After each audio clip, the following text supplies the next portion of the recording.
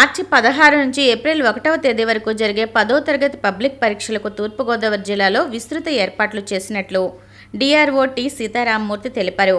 కలెక్టరేట్లో 10వ తరగతి పబ్లిక్ పరీక్షల నిర్వహణపై జరిగిన సమన్వయ సమావేశంలో ఆయన మాట్లాడుతూ అన్ని శాఖలు సమన్వయంతో పరీక్షలు సజావుగా జరిగేలా చర్యలు తీసుకోవాలన్నారు.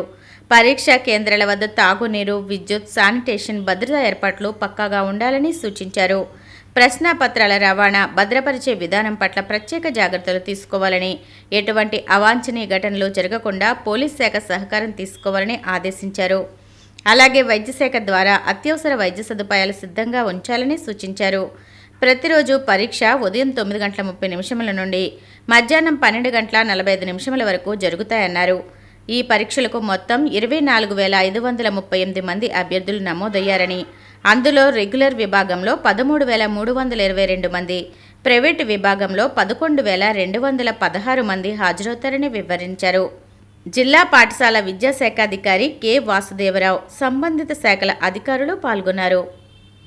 ఆర్టీసీ బస్సు ప్రయాణ సమయంలో టికెట్స్ జారీలో అంతరాయాన్ని నివారించేందుకు కండక్టర్లకు ఈ-పాస్ మిషన్లతో పాటు ఛార్జింగ్ తగ్గకుండా పవర్ బ్యాంకులు కూడా అందజేస్తున్నట్లు జిల్లా ప్రజా రవాణా అధికారి వైఎస్ఎన్ మూర్తి తెలియజేశారు.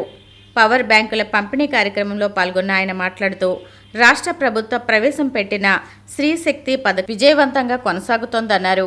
ఈ పథకం అమలుతో మహిళా ప్రయాణికుల రద్దీ గణనీయంగా పెరిగి ఆక్యుపెన్సీ రేటు 70 నుంచి 100% చేరిందన్నారు. ప్రయాణికుల సంఖ్య పెరగడంతో టికెట్ల జారీ సంఖ్య కూడా అధికమై ఈ-పాస్ యంత్రాల వినియోగం పెరిగిందన్నారు.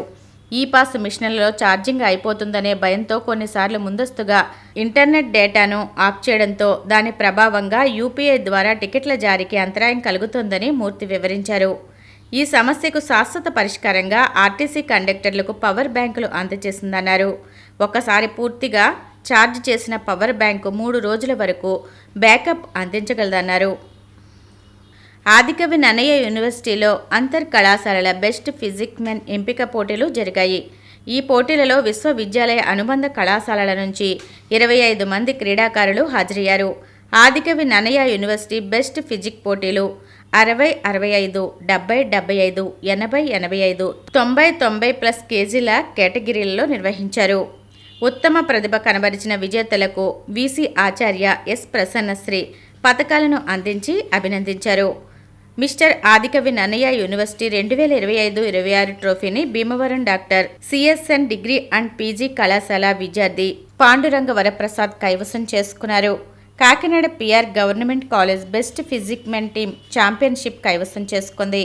ఈ కార్యక్రమంలో organising chairman K Subbarao, organising secretary doctor V Solomon Devanand, observer doctor RVLS Ratnakar, selection committee members Y Bhaskarrao, V Srinivasarao తదితరులు పాల్గొన్నారు.